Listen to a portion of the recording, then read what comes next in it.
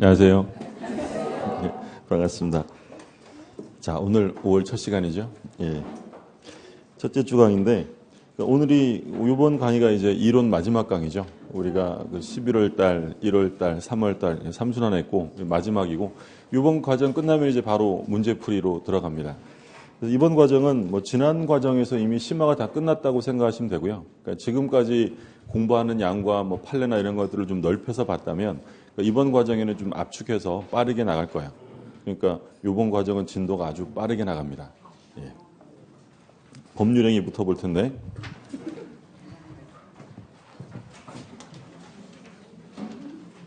이제 우리 그 정도 수준 되잖아요. 예.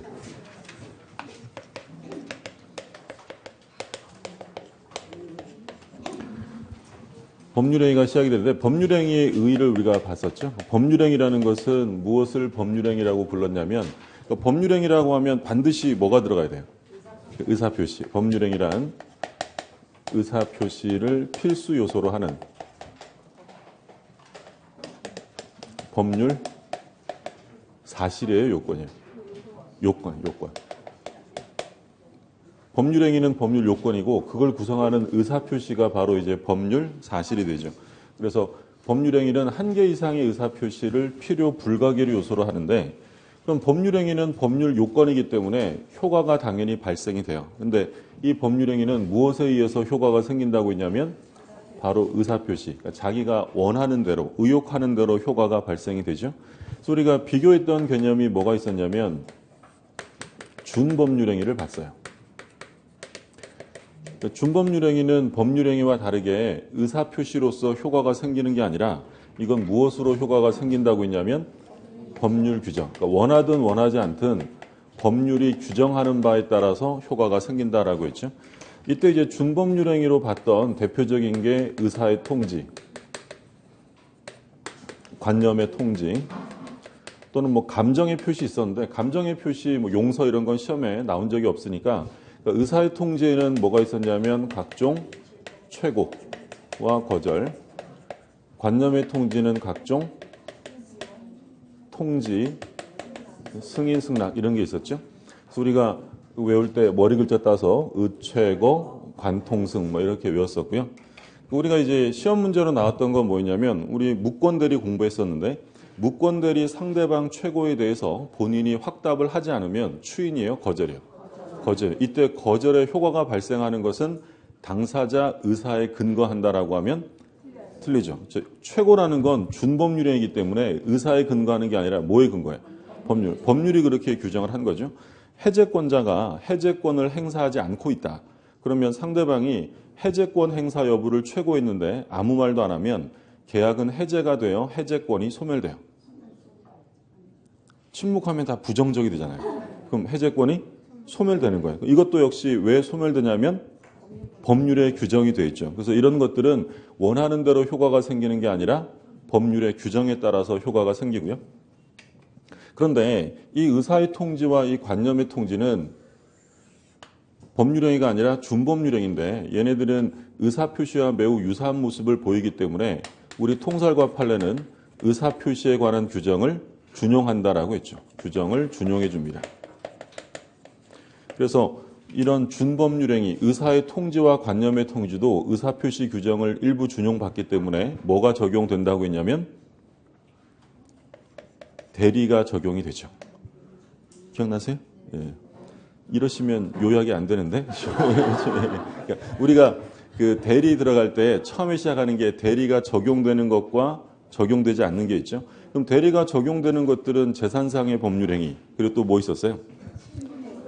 신분행위 대리가 안 되고 적용되는 건 요즘에 2차 공부 되게 많이 하시나 봐요. 그렇죠? 예. 지금 다시 말씀드릴게요. 대리가 적용되는 건 대표적으로 재산상의 법률행위랑 준법률행위죠. 의사의 통지와 관념의 통지는 대리가 적용되고요. 그러니까 대리가 적용 안 되는 것으로 대표적인 게 뭐 있었냐면 신분행위 그리고 사실행위, 불법행위 이런 것들은 적용이 안 된다고 했죠. 그래서 신분행위, 사실행위, 불법행위는 적용 안 되고 이 준법률행위는 의사표시에 관한 규정을 준용하기 때문에 대리가 적용된다라고 했죠. 또 의사표시는 언제 효력이 발생이 돼요? 도달하면, 도달주의에 따르죠. 그럼 이것도 역시 그 규정이 준용되어서 효과가 생기는 건 도달주의에 따라서 도달되면 효력이 발생이 됩니다. 여기 이제 의사표시 법률행위에 대한 기본 개념이고요. 그 다음에 이제 우리가 본 게 법률행위의 종류를 봤었어요. 그러니까 법률행위의 종류는 기준을 무엇으로 하느냐에 따라서 여러 가지로 달라질 수 있어요. 그러니까 의사표시 방향과 수에 따라 구별할 수도 있고 이행의 문제에 따라 구별할 수도 있고. 그러면 제일 대표적인 게 의사표시의 방향과 수에 따라 구별하는 게 제일 기본이죠. 그럼 어떤 법률행위는 서로 대립하는 의사표시, 두 개의 의사표시가 합치됨으로써 이루어지는 법률행위가 있는데 그걸 뭐라고 불렀냐면 계약이다라고 했죠. 그래서 계약이라는 것은 갑이 을에게 청약을 하고 을이 갑에게 승낙을 함으로써 이루어져요. 그러니까 계약이라는 법률행위는 쌍방행위죠. 서로 대립하는 의사표시가 합치됨으로 이루어지는 게 바로 계약이고요. 그리고 어떤 법률행위는 일방적인 의사표시로서 효과가 발생하는 경우도 있습니다. 그걸 뭐라고 했냐면 단독행위다라고 했죠. 그러니까 갑이라는 사람이 의사를 표시하면 갑의 의사에 따라서 일방적으로 효과가 발생이 되고요. 그리고 또 어떤 법률행위는 대립하지 않는 여러 개의 의사표시가 평행적, 구심적으로 모여드는 법률행위가 있었는데 그걸 뭐라고 했냐면 합동행위다라고 했어요. 그러니까 합동행위라는 것은 어떤 목적을 향해서 의사표시들이 이렇게 모이는 거죠. 그래서 이 합동행위의 대표적인 게 우리 뭐라고 불렀어요? 합동행위의 대표적인 게 사단법인 설립행위. 그러니까 사단법인을 설립하기 위해서는 사원들이 모이는 거죠. 그리고 또는 뭐 총회 결의를 한다. 이것도 역시 어떤 목적을 향해서 의사를 모으는 것들이에요. 이런 것들을 합동행위다라고 볼 수 있고요. 그러면 단독행위는 지금 보시는 것처럼 일방적으로 효과가 발생이 되는데 상대방이 있는 단독행위와 상대방이 없는 단독행위가 있었어요. 상대방 있는 단독행위는 뭐가 있었냐면 뭐 취소, 철회, 뭐 동의, 추인, 해제, 해지, 뭐 채무 면제, 뭐 상계 이런 것들이 상대방 있는 단독행위였고요. 상대방 없는 단독행위는 좀 기억해 두시라고 했죠. 뭐 있었냐면 유제포, 유언, 유증, 재단법인 설립행위하고 이제 뭐 소유권의 포기, 권리의 포기라고 하죠. 유제포 있었고, 물론 이제 제한물권의 포기는 상대방 있는 단독행위예요, 없는 단독행위. 그렇죠. 제한물권은 소유자에게 포기하는 거니까. 우리가 여기서 말하는 일반적인 포기라는 것은 소유권을 포기하는 것, 이런 것들은 상대방 없는 단독행위에 속하게 되죠. 그러면 상대방 없는 단독행위의 특징적인 점은 뭐가 있냐면 법률행위를 해석합니다. 법률행위 해석할 때 해석의 방법은 자연적 해석, 규범적 해석 이런 거 있었잖아요. 그러면 이건 어떤 해석을 하겠어요? 상대방이 없으니까 누구 입장에서만 고려해 주면 돼요.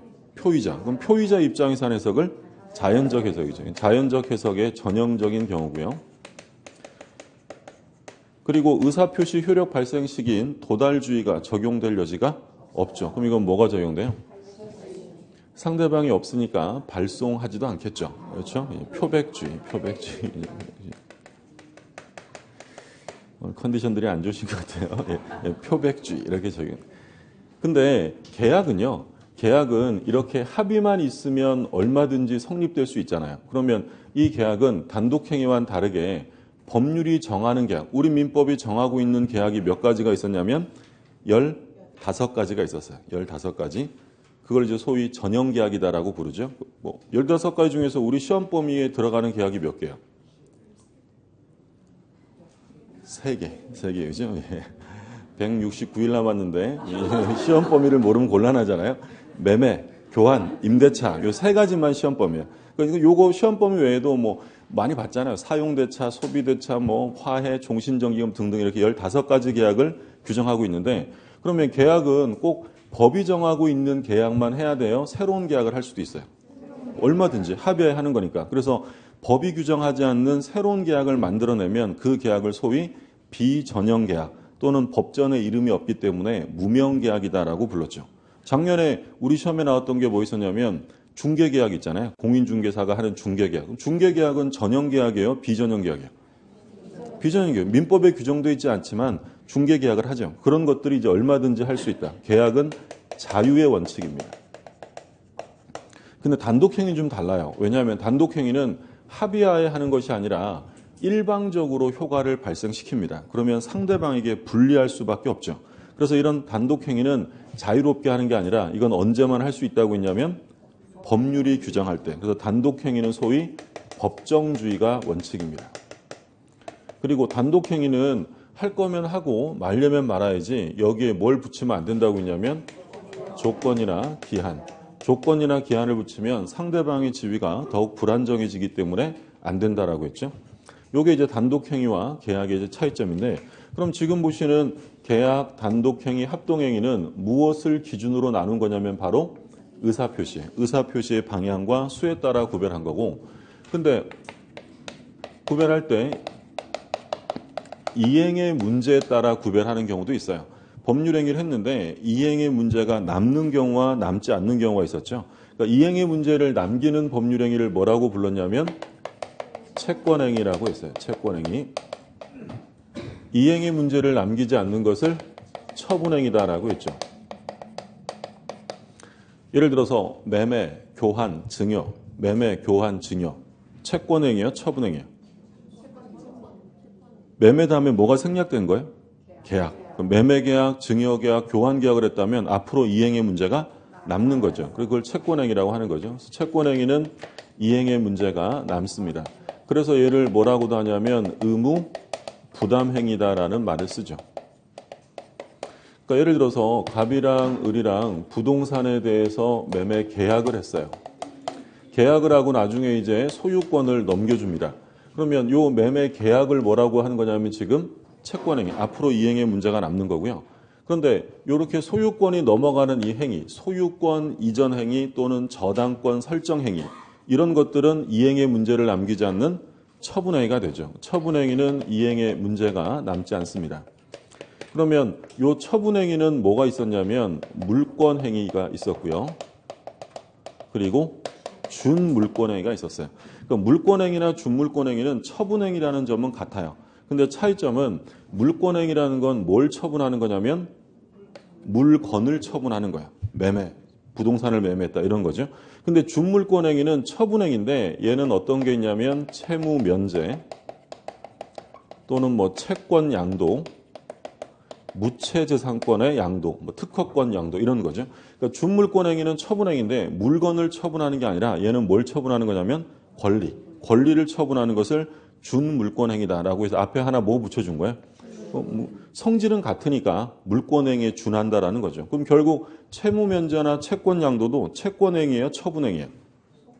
처분행위죠. 이행의 문제를 남기지 않는 것이다라는 거고요. 그럼 우리가 시험과 관련해서 좀 주의하시라고 했던 건 무권리자가 했을 때인데, 무권리자가 채권행위를 했다. 예를 들어 갑이 을에게 이 부동산을 파는 계약을 했는데 이게 병거예요.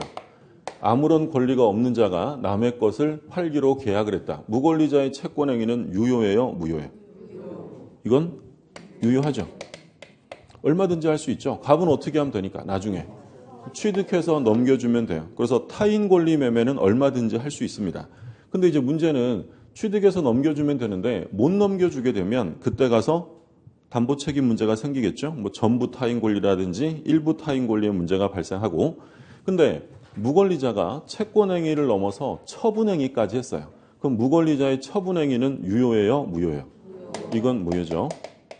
그래서 여기서 알 수 있는 점은 채권행위는 무권리자도 할 수 있어요. 아무나 할 수 있는데 처분행위는 아무나 할 수 없습니다. 처분행위는 누구만 해야 되냐면 처분권이 있는 사람만. 그래서 무권리자의 처분행위는 무효다. 그래서 우리 시험에 나왔던 건 갑과 을이 2분의 1의 지분을 가지고 공유를 하고 있는데 이 갑이라는 사람이 병한테 이 부동산 전부를 팔아버리는 매매 계약을 합니다. 그러니까 2분의 1 지분권자가 공유물 전부에 대한 매매 계약을 했다는 거죠. 우리 시험 지문에서 뭐라고 했냐면 이 매매 계약은 무효가 된다. OX예요. 틀리죠. 이 매매 계약은 무효가 아니라 유효죠. 왜냐하면 이건 지금 채권행위를 한 것이지 처분행위가 아니잖아요. 그럼 무권리자도 채권행위 할 수 있고 갑은 나중에 을의 지분을 취득해서 넘겨주면 돼요. 못 넘겨주면 그때 가서 책임의 문제가 생기는 거고요. 근데 이 갑이 매매 계약만 한 것이 아니라 갑이 서류를 위조해서 을의 지분까지 전부 등기를 이전해 주었다. 자, 그럼 이제 채권행위를 한 게 아니라 뭘 한 거예요? 처분행위 한 거죠. 그러면 무권리자의 처분행위는 유효예요? 무효예요? 무효죠. 처분행위니까. 근데 하나 조심하실 점은 그렇다면 을은 병에게 이 등기를 전부 말소하라라고 청구할 수 있느냐? 그건 안 되죠. 얼만큼은 유효하게 넘어간 거야. 2분의 1은 실체관계에 부합하기 때문에 이때 전부 말소를 구할 수는 없고 자기 지분 범위 내에서만 말소를 구해야 한다라고 했죠. 이게 지금 무엇에 따라 구별한 거냐면 법률행위를 이행의 문제에 따라 구별하는 거예요. 이게 수험상으로 두 가지 좀 확인해 두시고 또 예를 들어서 방식에 따라 구별할 수도 있죠. 방식에 따라 구별했을 때 방식을 요구하는 법률행위를 뭐라고 해요? 요식행위. 신분행위는 대체로 요식행위로 되어 있죠. 혼인은 요식행위예요? 불요식행위예요? 그렇죠. 혼인, 신분행위는 당사자의 의사를 절대적으로 존중하고 신중한 의사결정을 해야 되기 때문에 이때는 대체로 방식을 요구해요. 그리고 방식을 요구하지 않는 것을 불요식행위다라고 하는 거고요. 뭐 시기에 따라서 생전행위, 사후행위 또는 뭐 출연행위, 비출연행위 이렇게 나눌 수 있어요. 교재를 잠깐 보면 지금 어디를 본 거냐면 48쪽을 한번 보세요.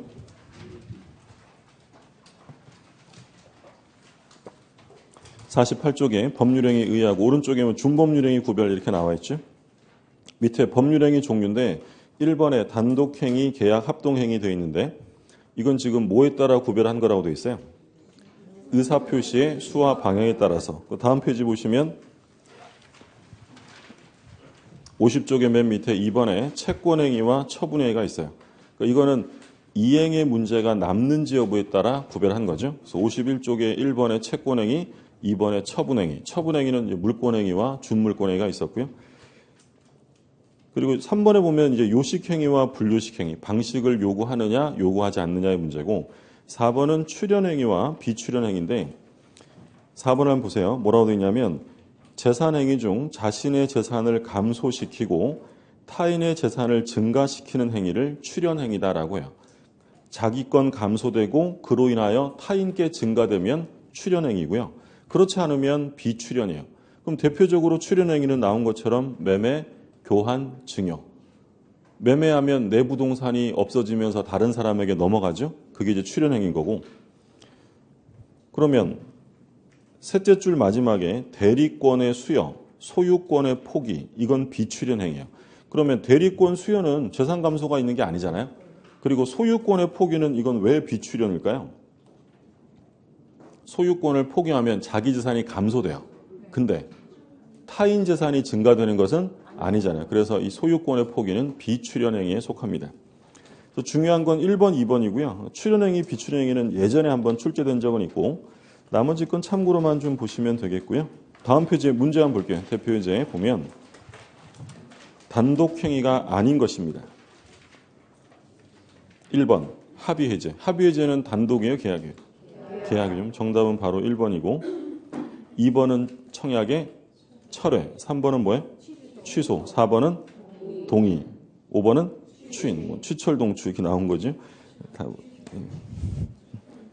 우리 예전에 그래요. 취철동추 해해 막 이랬었잖아요. 네. 그 다음에 이제 우리가 지금 본 게 그래서 법률행위의 종류를 봤고요. 그 다음에 이제 법률행위의 요건이 나옵니다.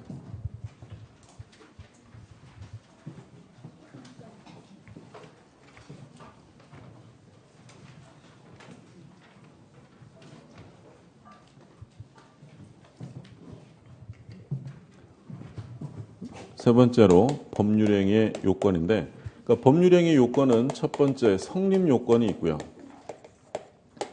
두 번째는 효력 요건이 있죠.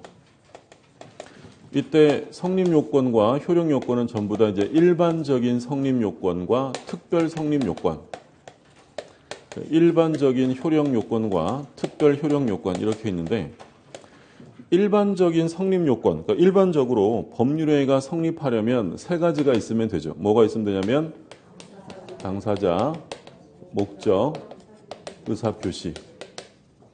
요 세 가지가 있으면 법률행위가 성립하고요. 근데 성립했다고 해서 전부 다 유효한 건 아니기 때문에 유효하려면 다시 일반 효력 요건을 갖춰야 돼요. 그러면 일반 효력 요건은 당사자에게 능력이 있을 것.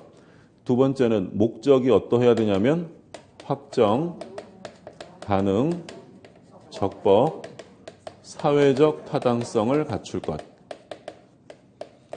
그리고 의사 표시가 있으면 성립하는데 유효하려면 의사와 표시가 일치되고요. 의사의 하자가 없어야 합니다. 이렇게 되면 일반적으로 법률행위는 유효가 되죠.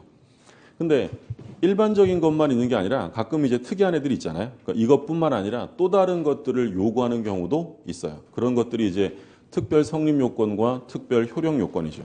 예를 들어서 혼인을 합니다. 일단 혼인은 법률 행위예요, 아니에요? 법률 행위죠. 재산상의 행위가 아니라 신분상의 행위죠. 계약이에요, 단독행위요? 그렇죠. 단독행위가 되면 좀 계약이겠죠. 혼인 계약, 신분 계약이에요. 그럼 이 경우에 청약과 승낙만 있으면 두 사람 사이에 혼인 관계가 이루어져요? 신고를 해야 돼요? 신고해야죠. 그럼 혼인에서 신고라는 것은 특별 성립 요건일까요? 효력 요건일까요? 만약에 그게 특별 효력 요건이라면 청약과 승낙만으로 이미 부부가 된 거고 신고를 해야 효력이 생긴다는 거고요. 성립 요건이라는 건 신고를 해야 부부가 된다는 거예요. 뭐 해야 돼요? 성립 요건이죠. 특별 성립 요건의 대표적인 게 혼인에서 신고. 우리 조건기한 공부했잖아요. 그럼 조건부 법률행위에서 조건의 성취, 기한부 법률행위에서 기한의 도래는 특별 성립 요건이에요? 효력 요건이에요? 우리가 조건하면 제일 개념상 주의하시라고 한 게 조건은 성립의 문제예요? 효력의 문제예요? 효력의 문제죠. 그럼 이건 특별 효력 요건이죠. 그렇죠? 조건부 법률행위에서 조건의 성취, 기한부 법률행위에서 기한의 도래. 그러니까 정지 조건이 성취되면 효력이 어떻게 되는 거예요? 발생하는 거고 해제 조건이 성취되면 효력이 소멸하잖아요. 그러니까 이건 조건이라는 것은 효력이 발생하느냐 소멸하느냐 문제지 성립하고는 상관없어요. 성립은 이미 돼 있는 거죠. 조심하시라고 했던 거고 물론 이제 조건 기한 가면 다시 한번 공부할 거고요. 그러면 예를 들어서 요물 계약이 있어요. 우리 요물 계약하면 뭐가 떠올라요? 현상 광고도 있고 현상 광고는 이제 전형 계약으로 나오고요. 우리 시험 범위에서 공부했던 건 계약금. 그럼 계약금 계약 생각해 보시면 요물 계약에 있어서 물건의 인도나 지정 행위의 완료는 특별 성립 요건이에요? 특별 효력 요건이에요? 그러니까 생각해 보시면 계약금 계약이 성립하려면 청약과 승낙만 있으면 돼요? 계약금 지급해야 돼요?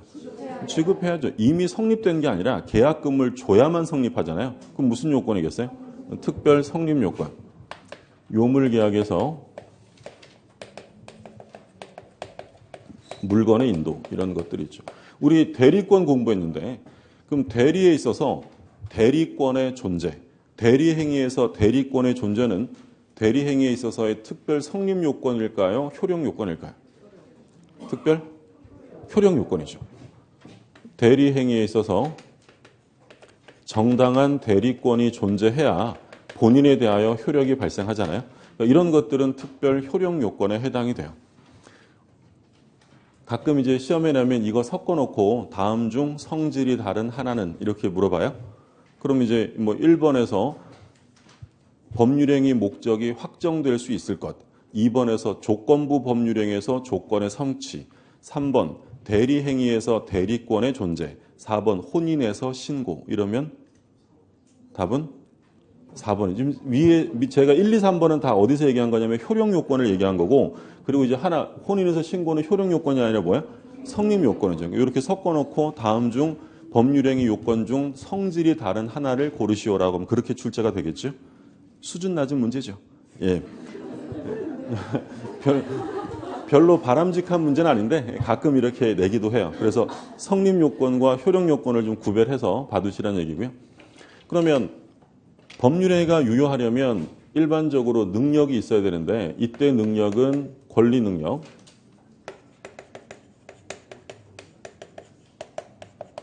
의사 능력, 행위 능력. 요 세 가지를 모두 갖춰야 됩니다. 근데 권리 능력이라는 건 뭐 사람이면 누구에게나 인정되는 거고요. 근데 의사 능력은 없는 사람들이 있죠. 그런 사람들을 의사 무능력자라고 불렀어요. 뭐 술에 만취한 자, 미친 사람 이런 사람들인데 의사 무능력자가 법률행위라면 효력이 어떻게 돼요? 무효죠. 무효.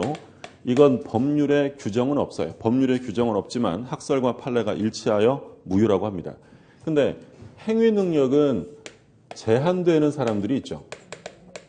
예전에는 행위 능력도 행위 무능력자라는 말을 썼는데 법이 개정되어서 제한 능력자로 바뀌었어요.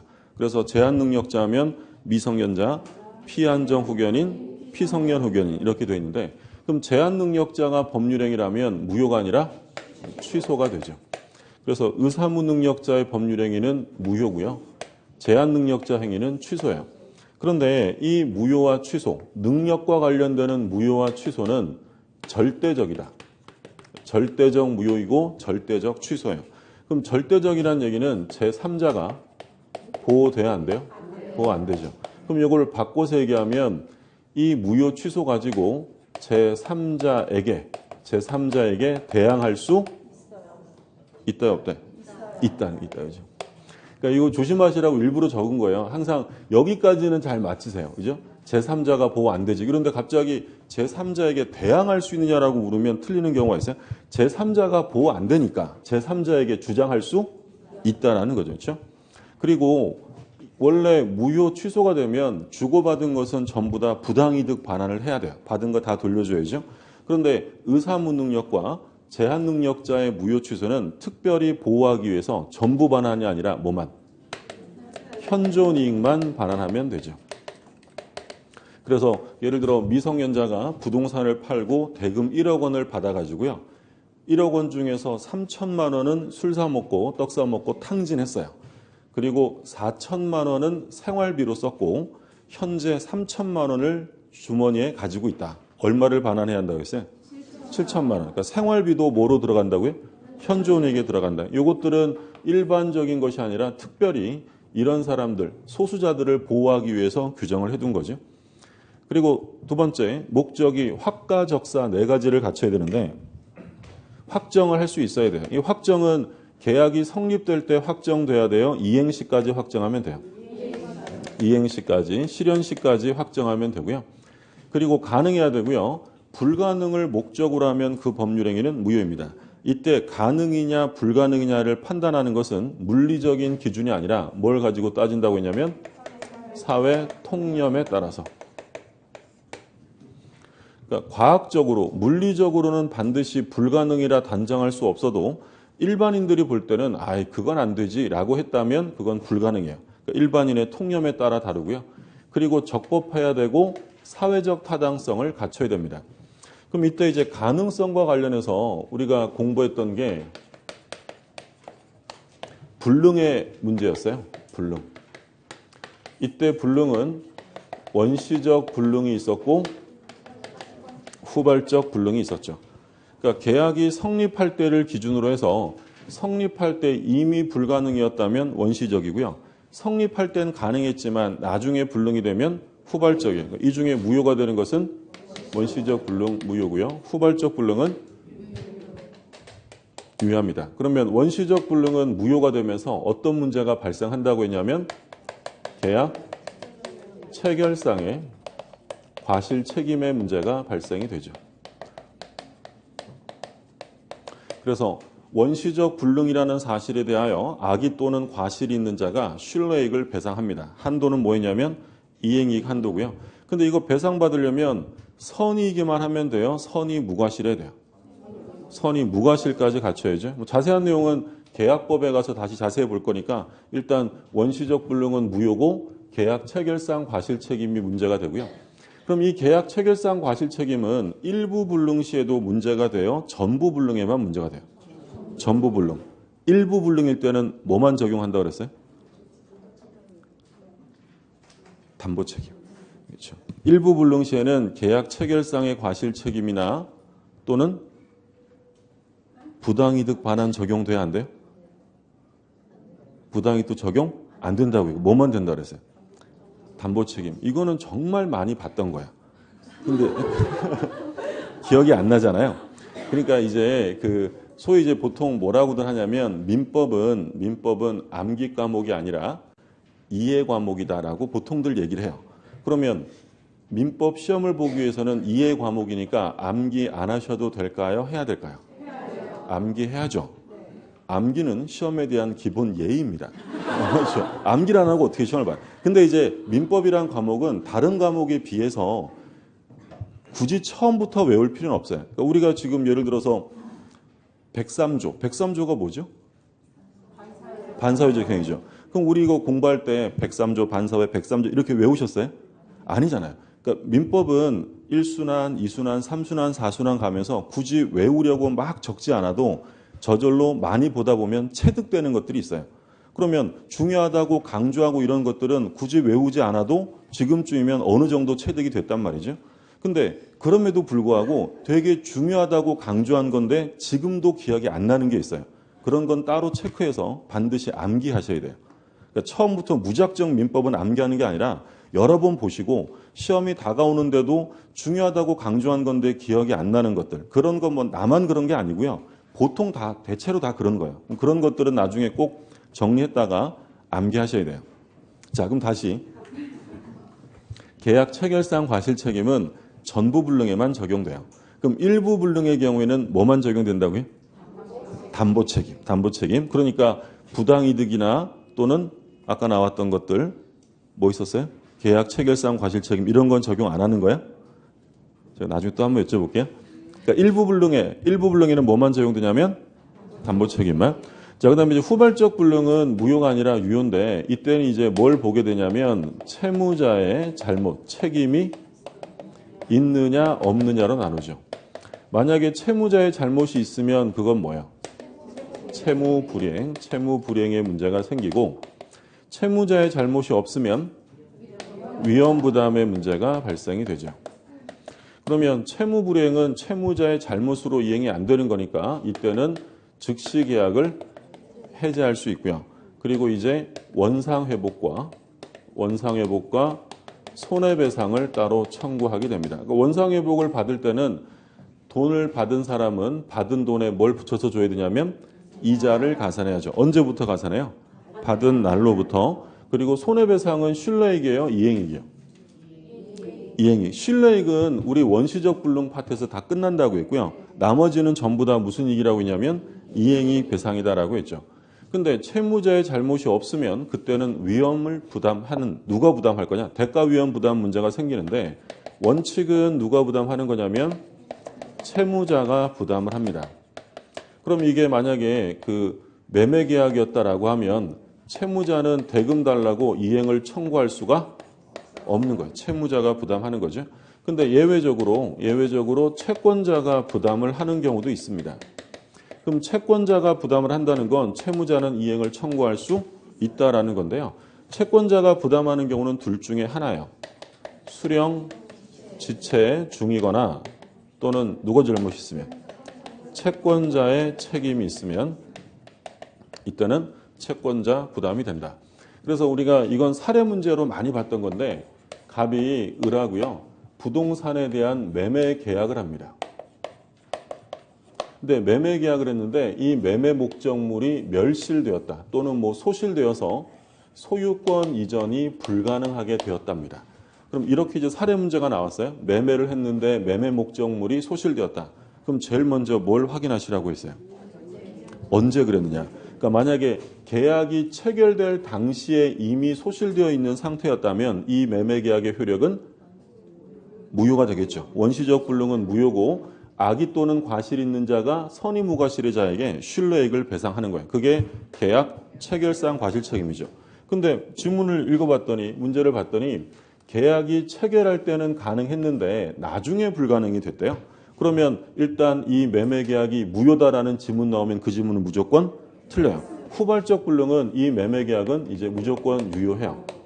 자, 그러면 후발적 불능이라는 게 사례 문제로 나왔으면 그 다음에는 뭘 확인하셔야 돼요? 그렇죠. 왜 불능이 됐느냐? 얘의 잘못이, 매도인 채무자의 잘못이 있느냐 없느냐를 봐야 돼요.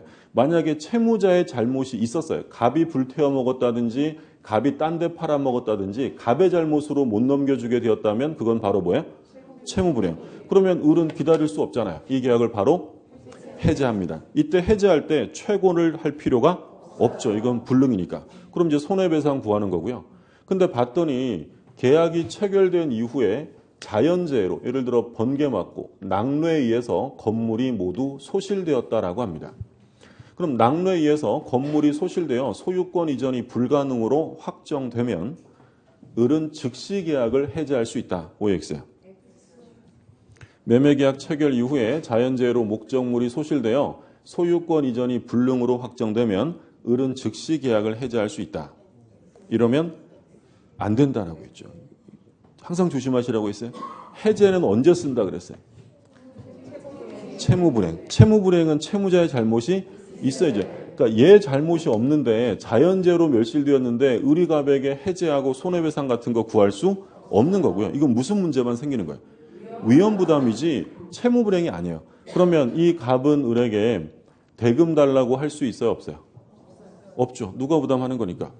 채무자가. 그러면 이 채무자 갑은 내 건물은 불탔지만 대금은 한 푼도 받을 수 없는 거고요. 근데 을이 원래 받기로 한 날짜에 받지 않고 있다. 이게 뭐였냐면 수령지체. 그러다가 건물이 번개 맞고 불탔다면 누가 위험 부담해야 되냐면 을이. 그럼 갑은 을에게 대금 청구할 수 있다라고 했고요. 또 매매 계약을 했는데 을이 매매 목적물에 놀러 가서 을이 불태워 먹었다. 그럼 채권자의 책임이 있는 거잖아요. 그럼 누가 위험 부담해요? 채권자가 부담을 한다는 거죠. 그러면 채무자가 위험을 부담해야 한다는 이 537조의 규정은 강행 규정이에요? 임의 규정이에요? 임의 규정이죠. 법이 강제할 이유가 없죠. 그러니까 우리 민법에서 강행 규정을 두는 이유는 기본적으로 사회 질서랑 관련되면 강행 규정이고요. 또 약자 보호, 소수자를 보호하기 위해서는 강행 규정을 둬요. 뭐 대표적으로 우리 공부하는 법 중에 경제적 약자를 위한 법 대표적으로 뭐 있어요? 주임법, 상임법 이런 거잖아요. 그리고 우리 민법에서는 임대차, 임대차는 임차인이 약자니까 임차인을 위해 특별히 규정한 강행 규정 대표적으로 뭐가 있었어요? 지상물 매수, 부속물 매수 이런 것들 대표적인 강행 규정이죠. 근데 매매 계약을 합니다. 그럼 매매 계약을 하면 매도인과 매수인이 당사자인데 누가 약자예요? 없다라고 했죠. 매도인과 매수인은 대등 당사자예요. 기분 나쁘면 안 사면 되는 거니까.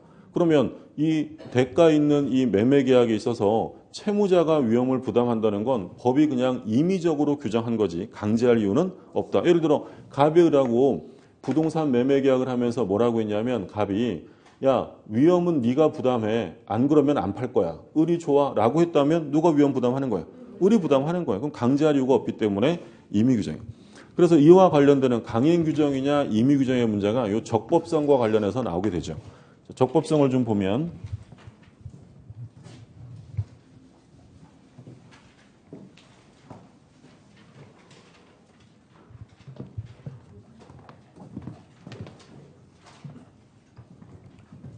법률에 규정이 있는데 이 법률의 규정은 강행 규정하고요. 임의 규정이 있어요. 강행 규정은 말 그대로 강제되는 것이고 임의 규정은 당사자의 의사와 임의 규정이 서로 다르다. 그러면 임의 규정과 의사 중에 어느 게 우선해요? 당사자의 의사가 우선하는 거죠. 그래서 우리 민법은 사적 자치가 원칙이기 때문에 대체로 다 어떻게 되냐면 임의 규정으로 돼 있어요. 근데 말씀드린 것처럼 강행 규정으로 두는 건 뭐가 있었냐면 사회 질서 관련되는 거랑 약자 보호 또 뭐 있을까요? 물권 법정주의 관련. 물권은 자유롭게 정해요, 법이 정해요. 법이 이런 것들은 강제할 수밖에 없는 것이고요. 근데 이 강행 규정은 효력 규정과 단속 규정이 있어요. 그러니까 효력 규정은 위반되면 말 그대로 효력과 관련하여 무효고요. 단속 규정은 단속의 대상, 제재를 받는 건 별개로 하고 무효가 되지는 않죠. 유효해요. 근데 만약에 특별한 말 없이 강행 규정 위반이다라고 얘기를 하면 뭘 지칭하는 거냐면 효력 규정을 말하는 거예요. 특별한 말 안 하면. 근데 단속 규정이라고 이제 제시해주면 그때는 단속은 별개로 하고 유효다. 뭐 대표적인 단속 규정 우리가 본 거 뭐 있었냐면 그 무허가 음식점 또는 뭐 무허가 숙박업소 이런 것들은 단속 규정이죠. 그러면 중간생략 등기를 금지하고 있습니다. 중간생략 등기를 금지하는 부동산 등기 특별조치법에 관한 규정은 효력 규정이에요? 단속 규정이에요? 단속 규정이죠. 그래서 중간생략 합의는 무효가 아니다라고 했고 그러면 부동산 거래 신고 등에 관한 법률에서 정하는 토지거래 허가제도 그러면 이건 강행 규정이에요? 임의 규정이에요? 당연죠. 허가 안 받기로 특약해봐야 허가 안 받으면 무효일 뿐이에요. 그렇게 이제 구별하는 거고 지금까지 좀 쉬운 걸 봤어요? 쉬운 거죠. 무허가 이런 거 쉬운 거잖아요. 그럼 예를 들어서 사립학교에서 학교 재산을 관할관청 허가 없이 처분합니다. 유효일까요? 무효일까요? 무효. 그건 효력 규정이에요. 효력 규정. 또 주택 전매 제한을 위반해서 전매 약정을 했다.